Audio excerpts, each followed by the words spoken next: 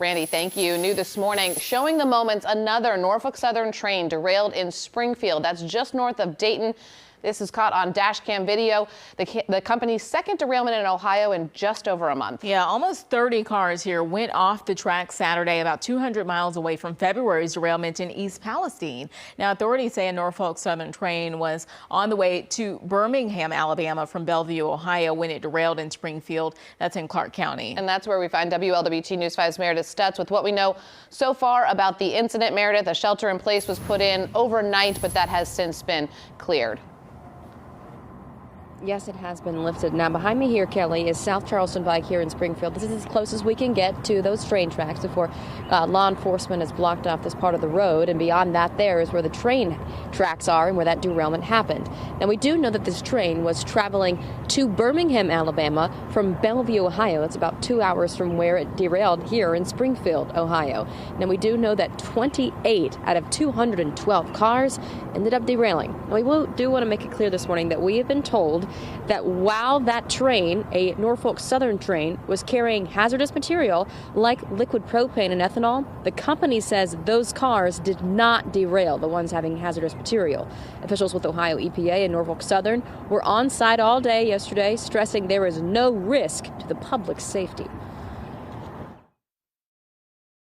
Safety is our number one priority. With this derailment, just like every other derailment, we do a full investigation. There was no release of any chemical or any hazardous material to the soil, to the air, to the water. We were, of course, tracking that closely. We heard from Ohio EPA there. Now, it also says that it's monitoring the cleanup, and it also says that one of the crashed cars spilled what's called plastic pellets, but that's not affecting the soil. The crash downed power lines, slowing down first responders over the weekend. It also left more than 1,500 people nearby in the dark. People living within 1,000 feet of the site were also forced to shelter in place. Residents here in the area had mixed reactions. I believe that they acted pretty fast here. I don't know if it's because of, the fact that there was one just a month ago, or if it's the fact that it's this community. I'm not really for sure about that.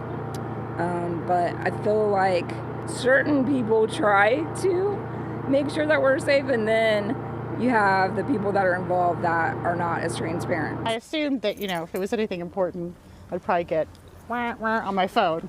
So you weren't too worried because you weren't getting any kind of alert? Yeah, exactly. Now, state officials say that they weren't aware that there was any sort of hazardous material on that train, but also say that's normal, which then takes us to Washington, D.C., where Ohio Senators Sherrod Brown and J.D. Vance say that that needs to change and are pushing for bipartisan legislation, especially when it comes to train regulation. Now, as for today, we do expect another update on this derailment later this afternoon at 3 o'clock. Reporting live in Springfield, Meredith, that's WLWT News 5. Meredith, thanks so much. Well, Saturday's wreck is now the fourth Norfolk Southern train derailment in Ohio in the past 5 months. Back in October, about 20 cars from a 101-car train derailed at an overpass in Sandusky. That train was carrying a wax chemical that hardened on the roadway and then in the sewer system. And then in November, about 15 cars on a train derailed near Steubenville. That accident spilled garbage across the area. And of course, just last month, the train carrying toxic chemicals derailed in East Palestine, prompting multiple evacuations, and the cleanup there very much continues. Residents also still nervous about the air and water quality. Now, we have the latest from this most recent train derailment, what this means for people in the area, over on our website, WLWT.com. Remember, you can get the most recent updates anytime, anywhere on our mobile app.